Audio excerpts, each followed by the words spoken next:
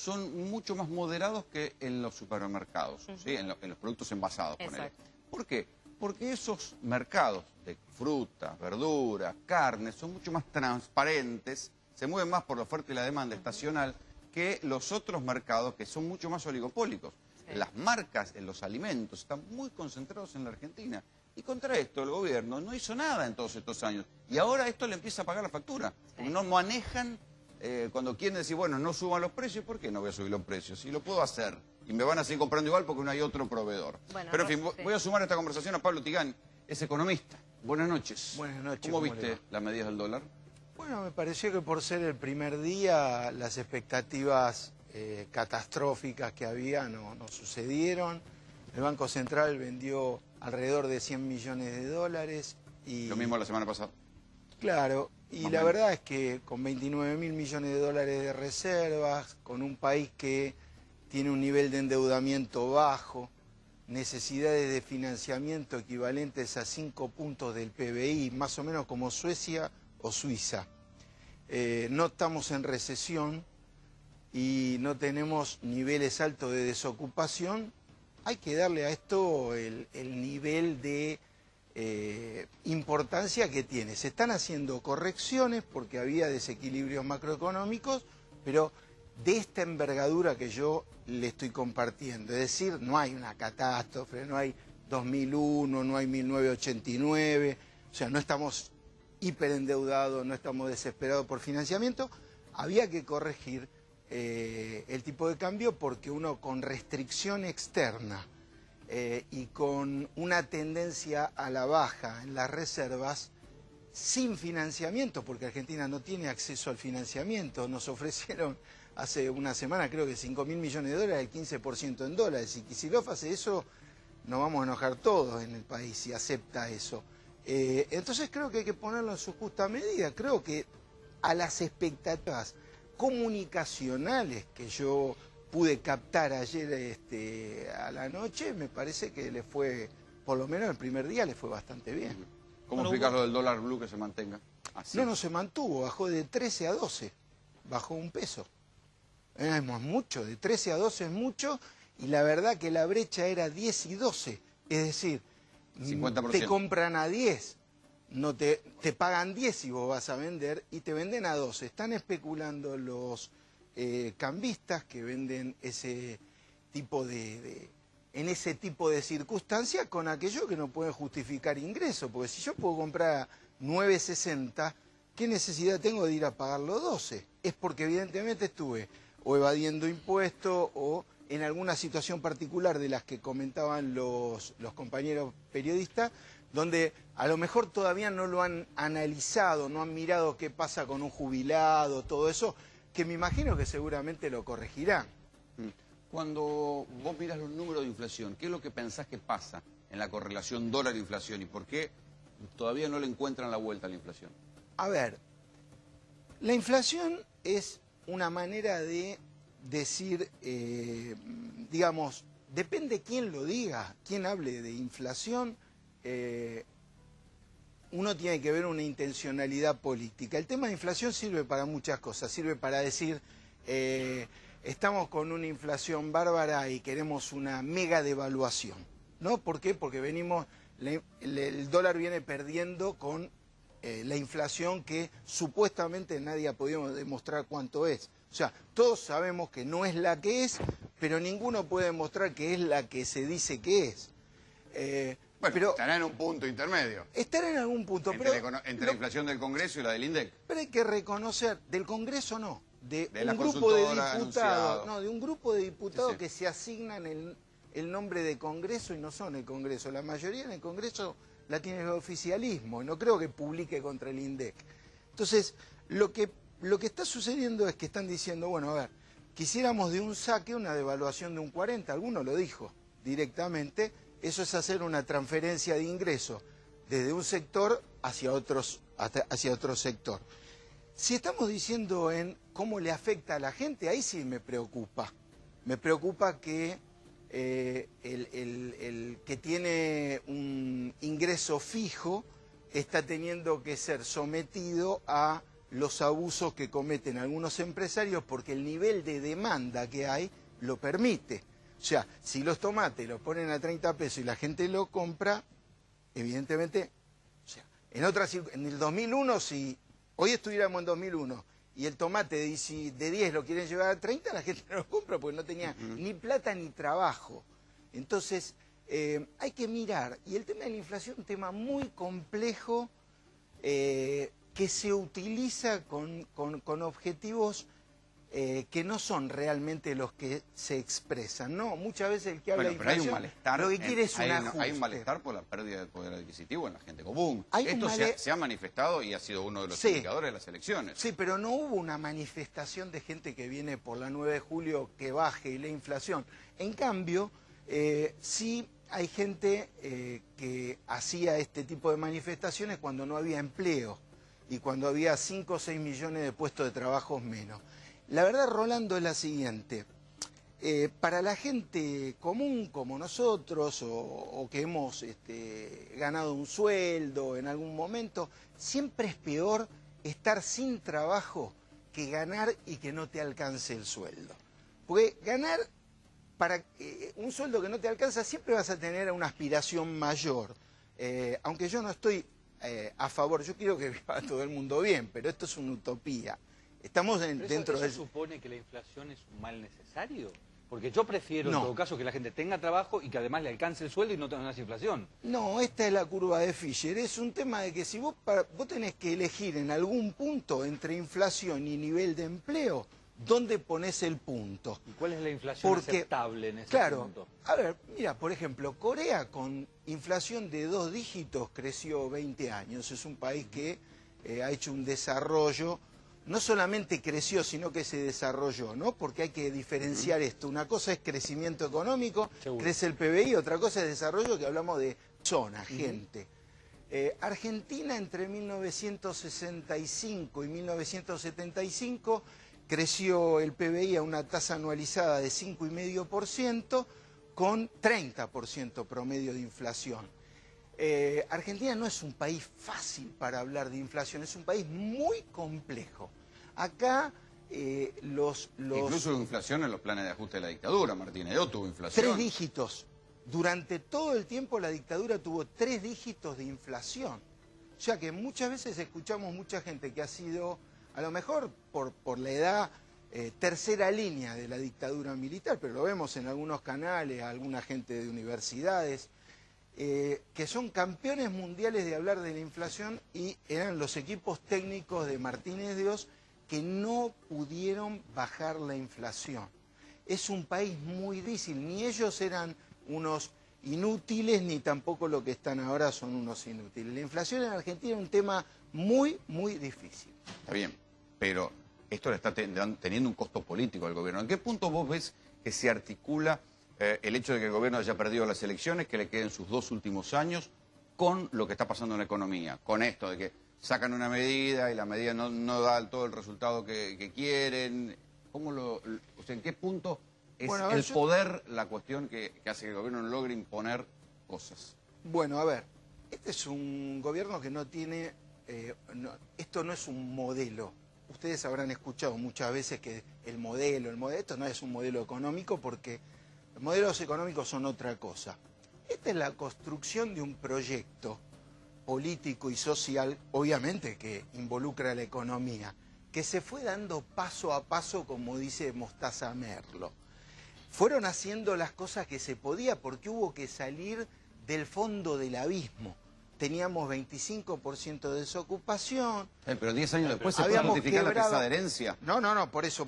Entonces, ¿qué se fue haciendo? Primero se reestructuró la deuda, después se le canceló al Fondo Monetario Internacional, después fuimos empezando a tratar de generar empleo porque la industria estaba destruida. Entonces, bueno, llegaron estos años que mencionaba Rolando recién. Son años más difíciles porque es mucho más fácil, ¿no?, para un médico darle morfina a una persona con una enfermedad terminal y que pase bien la noche, que venga alguien y dice, tengo un dolorcito pero no sé en dónde. ¿No? Bueno, son como demandas de segunda generación, digamos. Exacto, es bastante complicado. Ahora, pero hagamos una autocrítica, digamos. Yo me involucro porque a mí me parece que se han hecho muchas cosas muy importantes. Yo miro los 10 años, no miro los últimos 2 meses ni los últimos 2 años. Y la verdad es que el equipo económico es un equipo económico de gente muy joven. Algunas de las cosas que en la apertura del programa decía Rolando, yo las comparto. Creo que está bueno que eso lo diga otra gente. Yo tengo hijos y nunca los he corregido en público, así que no lo voy a hacer ahora tampoco. Yo tengo algunas cosas que opino, si alguno quiere preguntarme, me las puede preguntar en privado. ¿Vos trabajaste con la gente del equipo económico? No, no he trabajado. Como decís hijos, dije, bueno, a lo mejor eran tus discípulos. No, no he trabajado, pero tienen edad como para ser discípulos. Lo que me parece es que a lo mejor uno puede tener un equipo económico, y me parece una buena idea, tener un ministro de Economía y darle la autoridad como para que él pueda delegar en su grupo de equipo de compañeros economistas y todo eso, pero me parecería una buena idea armar un gabinete de asesores económicos del ministro de Economía que lo ayude o que le cuente algunas cosas que pasan en este país cuando se toman ciertas medidas para que no suceda eso de que le avisamos 20 días antes a Coto de que vamos a aumentar. Yo te voy a decir una maldad provocativa, a ver cómo me la contestás. Vamos a la historia. A mí por momento me parece que están, y yo sé que se van a enojar, pero me recuerda algo del viejo Pugliese cuando dice, les hablé con el corazón, me contestaron con el bolsillo. Hay algo de ingenuidad, es decir, hoy en una estructura económica concentrada, con los mismos tipos a los que humillaste en público y los maltrataste durante 10 años, ¿qué esperás que hagan? Digamos, los grandes grupos económicos con los que te peleaste, ¿qué van a hacer cuando pueden ponerte una zancadilla? No, si lo estamos viendo. No es muy difícil darse cuenta qué te van a hacer. O sea, estaban esperando que se vaya Moreno. Moreno le tenían un cierto, digamos, no sé cómo llamarlo, si un respeto o miedo o qué. Pero la verdad que de pronto estuvieron esperando este momento y seguramente están haciendo algunas cosas que en otro momento no podían hacer. Yo creo que no es que el equipo técnicamente no sea un equipo entrenado, son economistas egresados de la UBA, algunos de ellos son destacados egresados de la UBA. ¿Y qué les falta entonces?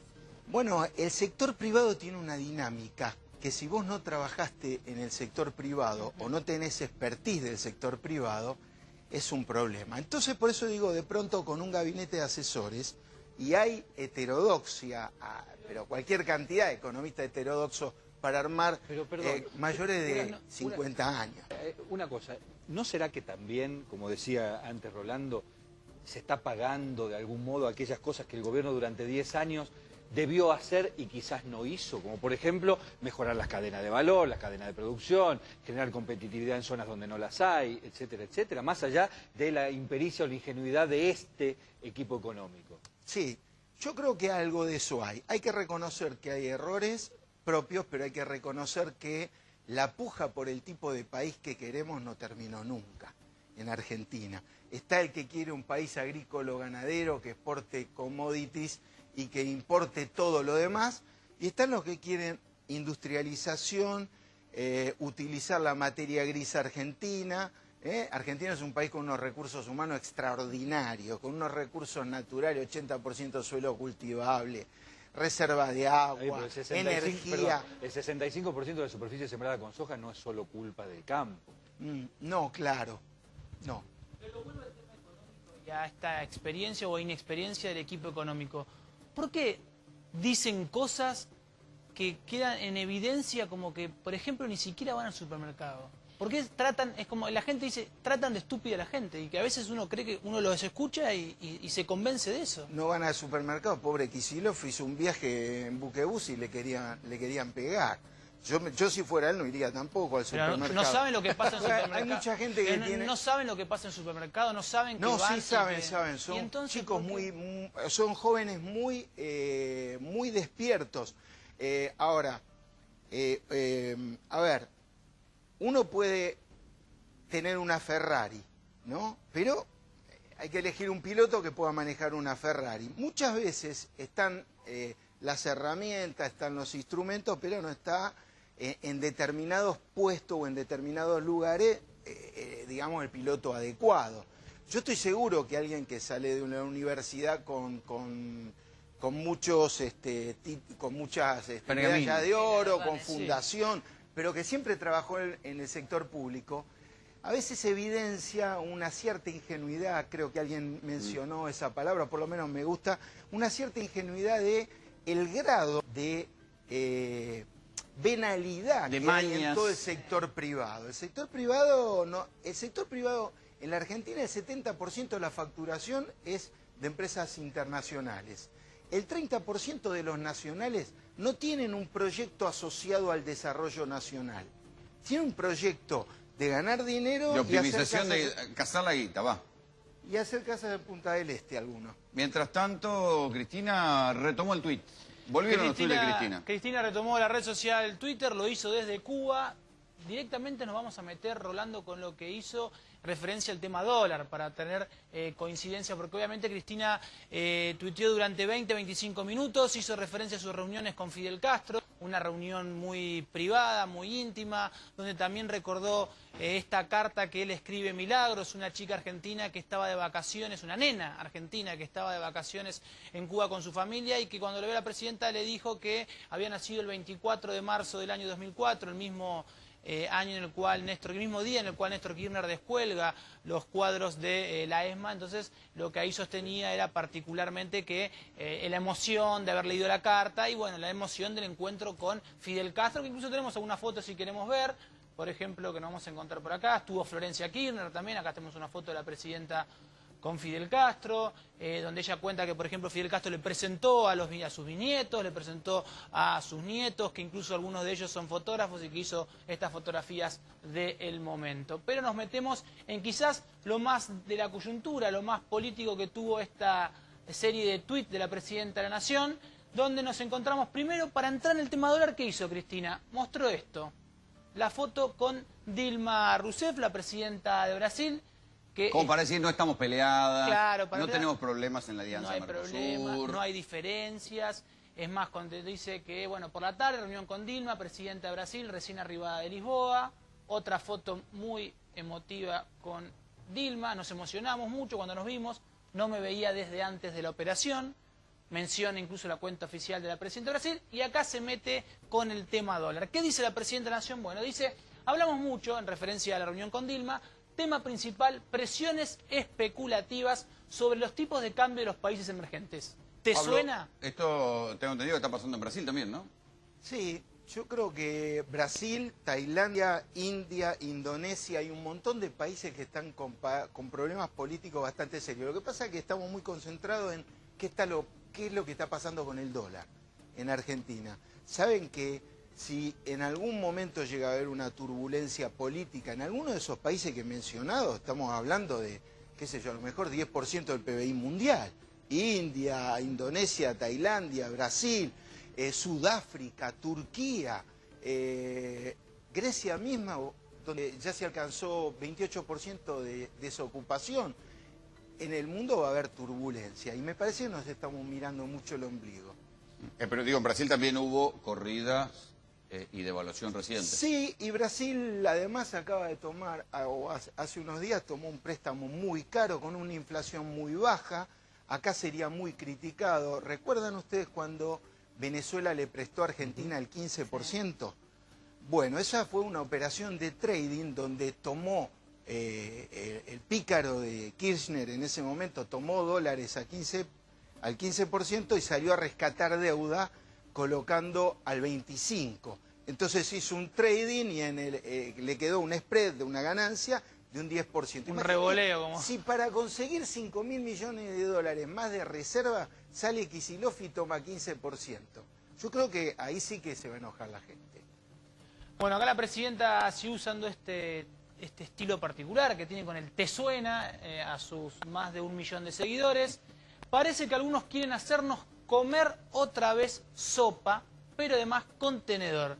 ¿Quiénes? Los mismos de siempre. Esto viene muy en coincidencia con las palabras del ministro de Economía Kicillof, que dijo que los mismos de aquellos que nos decían que el dólar valía 1 a 1, ahora nos dicen que tiene que valer 13.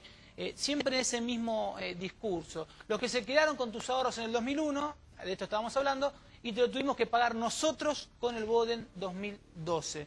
Los bancos, solo a través de ellos se pueden hacer todas las maniobras. Está bien, pero especulativas momento, los bancos, de los pero en mercados. estos 10 años los bancos son los que más ganaron, ¿o no? Es más, el gobierno... Y entonces, Además de que ¿cómo es esto? Además ¿Favorecen? que toda la sociedad pagó para que no se caigan, ¿no? Y hay un Está bien, tema pero que... hay algo que la está famosa, mal. la- Critican, está vuelven mal, a sí. criticar a los bancos, pero los bancos a lo largo de 10 años fueron de los la más famosa favorecidos. renta así es. Y no financiera... prestaron plata, porque encima no prestaron plata. Prestaron crédito de consumo. Bueno, consumo. O sea que cuando va el ahorrista le pagaban hasta hace poco 12% y la tarjeta de crédito la financian al 45%, o sea, con un spread terrible. Yo creo que eso Bueno, es una falla importante. La renta financiera es algo que este gobierno se niega a debatir constantemente cada vez que se lo intenta poner en la... Te explico qué es lo que pasa. Mira, Argentina tiene un problema de financiamiento gravísimo. Nosotros no colocamos deuda en el mercado voluntario desde octubre del año 2000. No lo perdió este gobierno, lo perdió el gobierno de De la Rúa con machinea. Ni siquiera López Murphy ni Cavallo ya habían perdido la posibilidad de colocar títulos. Al no tener la posibilidad de tomar préstamos, vos necesitas el financiamiento y el ahorro interno. Aún teniendo esta situación, el ahorro interno es bajo y en estos días se van a tomar medidas, o se están tomando, creo que mencionaba algo recién la colega con respecto a la tasa de interés que se va a subir en estos días. Sí. Yo creo que eso lo hacen el gobierno lo hace apretando los dientes, porque subir la tasa de interés no es una medida popular. Sí. Y devaluar tampoco es una medida popular. Entonces, a pesar de que no es muy popular, esto se está haciendo porque hay que corregir algunos desequilibrios macro. El último tuit de la presidenta es con la complicidad, claro, de grupos económicos, exportadores e importadores, entre otros, en referencia a este tuit que decía, los bancos solo a través de ellos se pueden hacer todas las maniobras especulativas de los mercados, y se despidió hace 3 horas de su cuenta de Twitter y se mantiene en Cuba en esta reunión cumbre. ¿Vos qué pensás, Pablo? ¿Tiene que ajustar el gobierno, tiene que recortar los gastos que están generando un déficit para recuperar o para provocar un shock de confianza? No, tiene que reasignar partidas, tiene que mirar los subsidios, tiene que hacer una revisión de los subsidios. ¿Y por qué no lo hace? Y ver cuáles son los que hasta acá, a ver, hasta acá se hizo el esfuerzo de no tocar los subsidios, de no subir la tasa, de no devaluar, se hizo todo lo que se pudo. Pero se Pero subieron la tasa, devaluaron, ahora van por los subsidios, ya Claro. que no van a ir por el gasto social. A ver, no, el gasto social, este gobierno no lo hace. Yo no creo que nadie se haga ilusiones que este gobierno va a bajar las jubilaciones, o que va... ¿Pero quién se puede hacer ilusiones con eso? Porque ¿cómo quién? Hay gente que pide un plan. ¿No escucharon ustedes gente que pide un plan? Sí, sí. La pregunta es, ¿qué es un plan? ¿El plan de marzo de 2001 de López Murphy? 15 días tardó en hacerlo y 48 horas en que lo despidan. Porque la gente no aguanta eso. En Argentina tenemos gente con mucha conciencia social. ¿Qué es un plan? ¿El megacanje? ¿Qué es el blindaje? ¿Un plan? ¿Qué es un plan de ajuste del Fondo Monetario Internacional? Que ni sueñe que este gobierno va a hacer eso. Con mucho esfuerzo, Kicillof, que no sé si es justamente la persona indicada para subir la tasa de interés, devaluar, porque vemos algunas expresiones, tiene un poquito de bronquita de todas las cosas que está teniendo que hacer. Que se lo vio el otro día en la conferencia de prensa. Claro. Ah, Claro, y bueno, y tiene un poco de bronquita, pues esto no tiene que ver por ahí con lo que él quisiera hacer. Pasa que lo mejor es enemigo de lo posible, ¿no? Y muchas veces en un gobierno hay que conciliar posiciones. Recién hablaban que el equipo económico, alguien dijo Sí. de ustedes, yo no sé, pero que hay algunas cuestiones en el equipo. Y siempre en todos los equipos, los hay en las empresas, en las consultoras, en las fundaciones, siempre hay cuestiones. Y tener que afrontar una situación donde llegamos al límite de necesidades por la restricción externa y tener que tomar decisiones contra lo que uno idealiza, debe ser bastante duro. Rolando, con el tema de los subsidios, en el gobierno lo que señalan es que si algunas empresas, este fue un mensaje, si algunas empresas deciden hacer aumentos en dólares, podría haber entonces quita de subsidios para, en algún punto, dolarizar lo que están pagando por los servicios. Atención con esto, porque la quita de subsidios podría darse en ciertos sectores empresarios aquellos que no cumplan con los márgenes o las pautas económicas que el gobierno fija en $1 de 8 pesos. Digo, esto también es un mensaje y Jorge Capitanich esta mañana lo dijo en declaraciones, la primera vez que se escuchó contundente de atención, porque si ustedes están dispuestos a hacer de la economía un dólar paralelo, bueno, la quita de subsidios podría ir también en ese sentido para que paguen a precio dólar como lo están manifestando en el mercado. Pablo, muchísimas gracias por venir. Gracias a ustedes por invitarme. Mientras tanto, en